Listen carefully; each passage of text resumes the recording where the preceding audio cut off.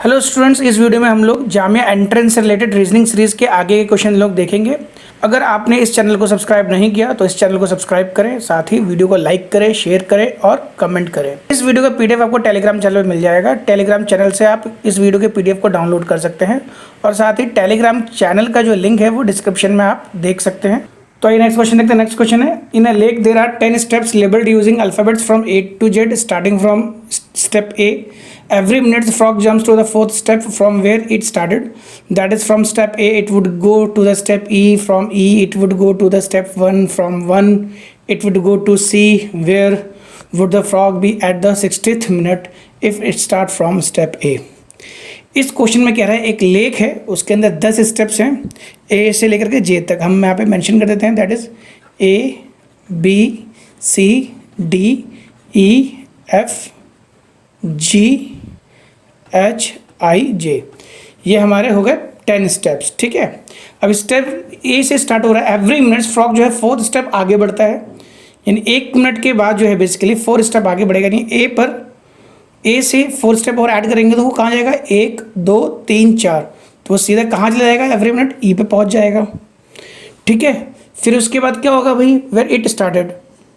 ठीक है, every minute frog jumps to 4th step from where it started, that is from the step A it would go to the step E. ठीक है, 4 step चले के बाद वो E पे पहुंचा, and from E it would go to the step I. फिर 4 step बढ़ेगा, 1 2 3 4, वो सीधा कहाँ पहुंच जाएगा, आई पे पहुंच जाएगा। ठीक है, फिर आई के बाद क्या है, फिर 4 स्टेप चलेगा ये, है ना, यहाँ से आई से फिर शुरू होगा, फिर 1 2 3 4, फिर 3rd स्टेप पे वो सी पे पहुंच जाएगा। ठीक है, सी पे पहुंच जाएगा, 3rd स्टेप है, पहला स्टेप, दूसरा स्टेप, वापस वो सी पर आया। Where would the frog be at the 60th minute, इस तरीके से वो चलता चला जाएगा। अब सी के बाद जो नेक्स्ट है फोर्थ, आफ्टर 4th स्टेप 1 2 3 4, वो कहाँ गया जाएगा, अगेन वो जी पे चला जाएगा, राइट। फिर 4th के बाद जाएगा तो 1 2 3 4, यानी अब वो अगली बार जो पहुँचेगा 4th स्टेप चलने के बाद वो ए पे पहुँच जाएगा। यानी मैं ये कह सकता हूँ बेसिकली कि 5वें स्टेप पे, मतलब पहला स्टेप चला तो ई पे पहुंचा, फिर आई पे पहुंचा दूसरे स्टेप में, फिर वो सी पे पहुंचा 3rd स्टेप पे, फिर 4th स्टेप पे वो जी पे पहुंचा, और 5वें स्टेप पे वो वापस ए पर आ गया। अगर हम फ्रॉग की बात करें, फ्रॉग जो है ए से चला और ए से वापस ए पे पहुंच गया 5th जंप के अंदर या 5th मिनट के अंदर, राइट। तो 5 मिनट के अंदर वो जहाँ से शुरू करता है वापस वहीं पहुँच जाता है। तो 60 मिनट के अंदर हम लोग बात करें तो वो कहाँ पर होगा, अगर ए से शुरू करेगा तो अब 60 मिनट में देखेंगे तो 5 से आप डिवाइड करके देखो तो 12 टाइम्स, तो 12 बार ये साइकिल रिपीट करेगा। एक से शुरू होगा, वापस ये ए पे पहुंच जाएगा, राइट, 5वें पे, है ना। फिर 5 से शुरू करेगा, 10वें पे वापस वो ए पे पहुंच जाएगा, फिर 10 से शुरू होगा, फिर वापस 15 पे पहुंच जाएगा। ऐसे करते करते 60वें मिनट पे वो जो फ्रॉग है वो कहाँ पे होगा, वो ए पर होगा। So option B is correct in this case. आइए नेक्स्ट क्वेश्चन देखते हैं। नेक्स्ट क्वेश्चन है, in a row of trees tree is 7 from the left end 4 from the right end how many trees are there in the row. बहुत simple है, एक आप line खींच करके, ये ट्री है बेसिकली, ट्री जो इन्होंने क्या पता है, लेफ्ट हैंड से 7th रैंक पे है एंड राइट हैंड से जो इसका रैंक है दैट इज 14। तो इसका एक फॉर्मूला होता है टोटल नंबर ऑफ एलिमेंट्स निकालने का या टोटल नंबर ऑफ पर्सन निकालने का, दैट इज L + R - 1। तो L की वैल्यू है 7 + 14 - 1, तो वैल्यू आ जाएगी 21 - 1, दैट विल बी 20 ट्रीज। तो आंसर आ जाएगा that is option C, 20 trees. ठीक है, आइए नेक्स्ट क्वेश्चन देखते हैं। नेक्स्ट क्वेश्चन है, B is twice as old as A। B जो है बेसिकली A से ट्वाइस ओल्ड है। खैर हमें तो यहाँ पे क्वेश्चन पहले पढ़ लेते हैं, B is twice old as A but twice younger than F। C is the half of the age of A but is twice older than D। Who is the second oldest, आपको बताना है second oldest कौन है। तो आइए starting से करते हैं। B जो है बेसिकली ओल्ड है, B की एज ज़्यादा है एज कम्पेयर टू A। ठीक है, ये एरो दे करके हम लोग लिख सकते हैं। फिर उसके बात करें हम लोग, है ना, but twice younger than F, यानी B जो है यंगर किससे है, F के कंपैरिजन में। अब लिखा है C is half the age of, C का एज जो है A से हाफ है, but twice older than D, A जो है बेसिकली D से बड़ा है। तो ये ऑर्डर हो गया, एज का ऑर्डर निकल गया है।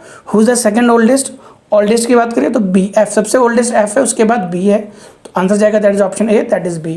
इस तरीके से हम इस टाइप के क्वेश्चंस कर सकते हैं। आइए नेक्स्ट क्वेश्चन देखते हैं। नेक्स्ट क्वेश्चन है, ए पार्किंग लॉट्स कंटेन 160 व्हीकल्स। ठीक है, 160 व्हीकल्स कंटेन करता है। Each vehicles either have the car और अ ट्रक। जो व्हीकल्स हैं या तो उसके अंदर कार्स होंगे या तो उसके अंदर ट्रक होंगे। आगे हम लोग देखते हैं, ईच व्हीकल इज रेड और ग्रीन। व्हीकल्स जो है बेसिकली या तो वो कार था या तो ट्रक था, उसके अंदर भी या तो रेड होंगे या तो ग्रीन होंगे। अब इन्होंने बोला 70 व्हीकल जो है वो रेड है एंड 120 व्हीकल्स कार है। There are 8 green trucks, how many red cars are there. तो आइए इसको हम लोग सॉल्व करते हैं। बहुत सिंपल सा क्वेश्चन है ये। हम लोग सबसे पहले बात करें इसके अंदर, टोटल नंबर ऑफ व्हीकल्स हैं वो है 160। तो यहाँ पे मेंशन कर देता हूँ, टोटल नंबर ऑफ व्हीकल जो है बेसिकली ये है हमारा 160। ठीक है, ये है हमारा 160, टोटल नंबर व्हीकल है हमारा 160। फिर उसके बाद करें कि इसके अंदर जो व्हीकल्स हैं 160 में से, तो 70 व्हीकल्स कैसे यहाँ पे दिया हुआ है ऑप्शन के अंदर, दैट इज रेड। तो 70 व्हीकल्स यानी मैं यहाँ पे ले सकता हूँ रेड व्हीकल्स। रेड व्हीकल्स जो हैं बेसिकली वो कितना है बताओ, दैट इज 70।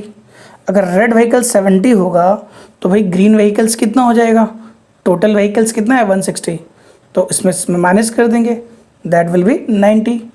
160 में से 70 माइनस कर देंगे तो ग्रीन व्हीकल्स निकल के आ जाएगा।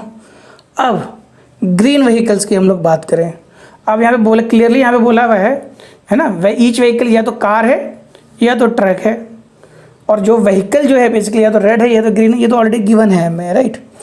अब देखो, अब ग्रीन व्हीकल की बात करें, अब जो ग्रीन व्हीकल इसमें दोनों होंगे, इसमें क्या क्या हो सकता है, कार भी हो सकता है ट्रक भी हो सकता है, बट यहाँ पे क्या बोल दिया बताओ, 18 ग्रीन ट्रक्स हैं।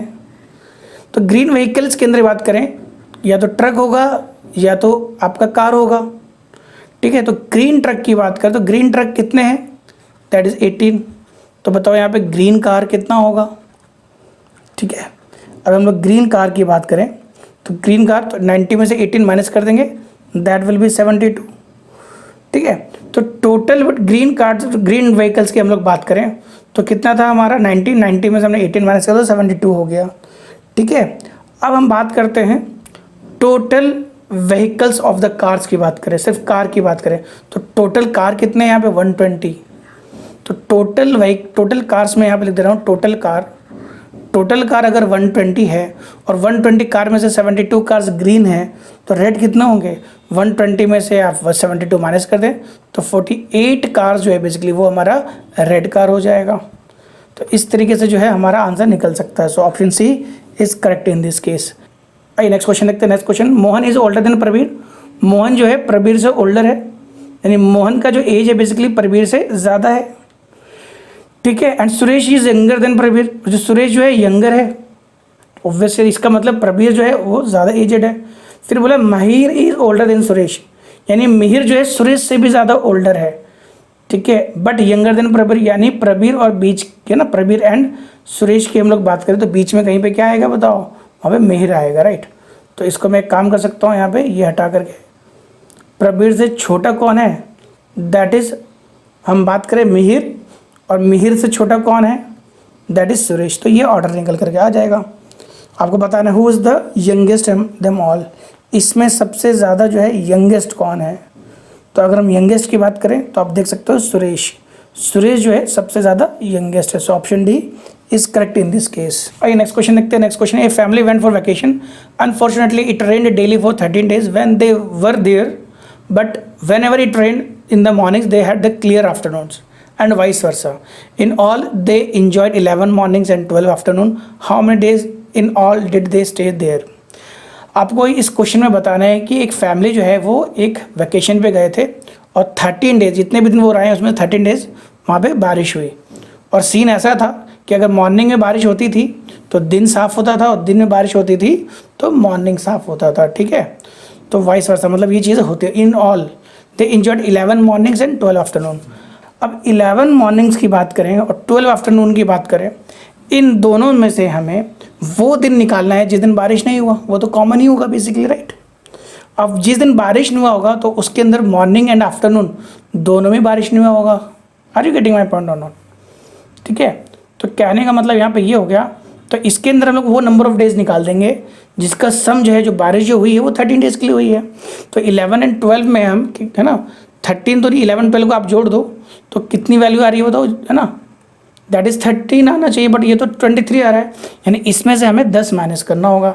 अब 10 का मतलब मॉर्निंग एंड आफ्टरनून तो बेटा एक दिन में आ रहा होगा, तो एक दिन में मॉर्निंग एंड आफ्टरनून निकल रहा होगा, तो टोटल 23 में से हमें 10 माइनस करना होगा, तो 10 को हम 2 से डिवाइड करेंगे 5, यानी 11 मॉर्निंग में से बट 5 मॉर्निंग माइनस कर दें एंड 5 आफ्टरनून माइनस कर दें। तो ये जो 5 एंड 5 ये हमारे क्या होगा, वो एक्स्ट्रा डे है जो बेसिकली वहाँ पे रुके हैं अदर देन द जिस दिन रेन हुई है। रेन तो 13 डेज में हुई है ऑब्वियसली, वो तो 11 में से 5 करेंगे तो 6 मॉर्निंग प्लस 12 में से 5 जाएगा, दैट इज 7 आफ्टरनून, नहीं 6 एंड 7, 7 डेज तो वहाँ पे रेन तो हुई है। उसके अलावा 5 डेज ऐसा था जिसमें रेन नहीं हुई, तो टोटल वो रुके कितने दिन बताओ, 13 डेज तो रेन हुई है प्लस 5 एक्स्ट्रा डे रुके हैं, that will be 18 days. So correct answer will be option B, that is 18 days. आइए नेक्स्ट क्वेश्चन देखते हैं। नेक्स्ट क्वेश्चन है M scores more run than N but less than P.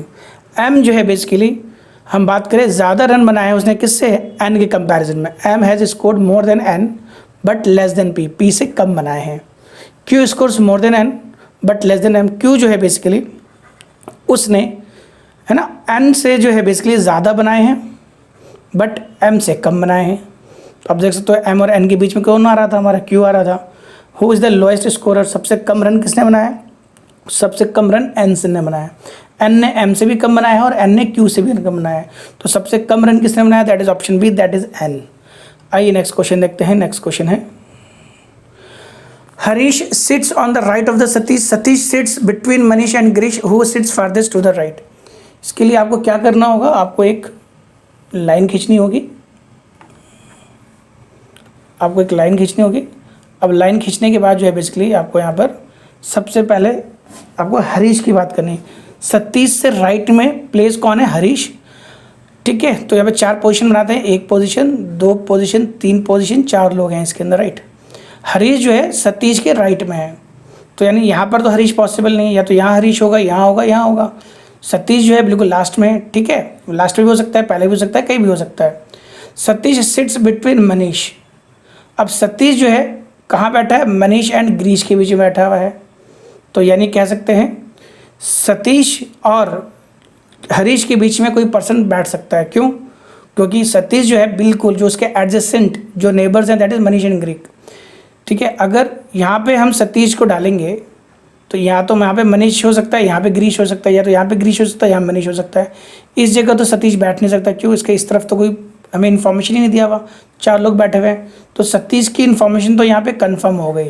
क्यों, क्योंकि यहाँ पर एक हरीश को भी बिठाना है, हरीश कहाँ पर, राइट में है, तो एक जगह खाली बैठना है हमें यहाँ पे, यानी इस पॉइंट पे 110% यहाँ पे हरीश बैठा होगा, राइट। तो हरीश यहाँ पर बैठा हुआ है और सतीश जो है 2 लोगों के बीच में बैठा है, तो ये कॉम्बिनेशन हो सकता है।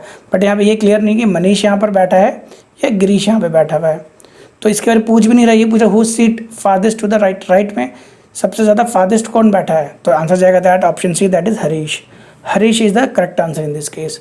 आइए नेक्स्ट क्वेश्चन देखते हैं। नेक्स्ट क्वेश्चन है A B C D E F G sitting around the circle facing the centre, is fourth to the right left of B, second to the left of F, A is third to the left of C, who is not immediate neighbor of F, G is the second left of A and D is the second right of E, who is immediate of F। तो इसको करने के लिए सबसे पहले आपको एक circle बनाना पड़ेगा, ठीक है। कितने लोग बैठे हैं, 1 2 3 4 5 6 7 8 लोग बैठे हैं, तो 8 पोजीशन बनानी पड़ेगी आपको, ठीक है। 8 पोजीशन बना दी, और क्योंकि बी के बारे में उन्होंने बोला हुआ है तो सबसे पहले बी आप नीचे लिख लो, ठीक है। अब क्या बोला इन्होंने, H is sitting where fourth to the left of B, B के लेफ्ट, लेफ्ट का मतलब यहाँ पे हम बात करें क्लॉक वाइज जा रहे हैं, राइट। तो यानी 1 2 3 4 यानी यहाँ पे एच बैठ जाएगा। फिर उसके बाद है and second to the right of F, और एफ के सेकंड राइट पे, यानी आप कह सकते हो ये जो पॉइंट है ये एफ है। अगर फेस सेंटर की तरफ है पर्सन का तो राइट साइड पे सेकंड पोजीशन पे एच होगा, तो यहाँ पे एच बी और एफ की बात पता चल गई। फिर आगे क्या बोला, A is the third of the left of C. अब सी के बारे में तो नहीं पता, who is not immediate neighbour of F, तो एफ का इमीडिएट नेबर सी नहीं हो सकता, तो सी को यहाँ पर हम नहीं बैठा सकते हैं, ठीक है। सी यहाँ पर नहीं बैठेगा, तो सी यहाँ पर बैठेगा, यहाँ पर बैठेगा, यहाँ पर बैठेगा, 3 जगह खाली है। आगे इन्फॉर्मेशन देखते हैं, right. G is the second to the left of A, अब ए और जी के बारे में तो नहीं पता। D is the second to the right of E. अब हम यहाँ पे हमें करके देखना पड़ेगा, राइट। क्या मतलब है? अब देखो यहाँ पर जो ए जो है बेसिकली सी के थर्ड पॉइंट पे है। अगर सी को मैं यहाँ पे रखता हूँ, इस पॉइंट पे सी को रखता हूँ, तो थर्ड की बात करें तो 1 2 थर्ड, थर्ड प्लेस पे तो ऑलरेडी है ना एफ बैठा हुआ है, तो यहाँ पे सी पॉसिबल नहीं है। ठीक है, फिर हम सी की यहाँ पर बात करें तो 1 2 थर्ड, थर्ड पे एच बैठा हुआ है तो यहाँ भी पॉसिबल है, तो एक जगह पॉसिबल है, तो ये वाला पॉइंट, तो यहाँ पर सी बैठ जाएगा।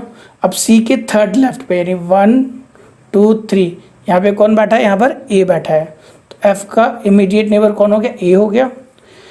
और जी फिर लिखा है G is the second to the left of A. G जो है ए के सेकंड लेफ्ट पे है, यानी इस पोजीशन पे है। लेफ्ट का मतलब यहाँ पे क्लॉकवाइज चल रहा है हम लोग, राइट। अब यहाँ पे दो पोजीशन बच गए इसका, डी एंड ई का। अब लिखा है डी जो है बेसिकली कहाँ है? Second to the right of E, E के राइट साइड में है। तो ई के राइट साइड, इसका मतलब ई को ऊपर होना पड़ेगा, तभी तो राइट साइड में आप डी को बिठा सकते हो। तो ये प्रॉपर तरीके से हमने डायग्राम बना लिया। आपको बताना है who is on the immediate right of F. F का इमीडिएट राइट कौन सा है? तो एफ का इमीडिएट राइट कौन है? That is a. So option A is correct in this case. ठीक है, आइए नेक्स्ट क्वेश्चन देखते हैं। नेक्स्ट क्वेश्चन है Ramesh ranks 13th in the class of 33। Class of 33 में इसका रैंक जो है 13th है and there are 5 students below the Suresh rank wise. तो यहाँ पे आप कह सकते हैं दो लोग बैठे हुए हैं, एक रमेश है और एक सुरेश है। तो इसका जो रैंक है बेसिकली आप कह सकते हो 13th है and there are 5 students below, यानी इसके इस तरफ जो है 5 लोग बैठे हुए होंगे। यानी आप देख सकते हो टोटल 33 है, 33 में से 5 करेंगे तो इसकी रैंक फ्रॉम द लेफ्ट कितनी हो जाएगी? दैट विल बी 28 हो जाएगी।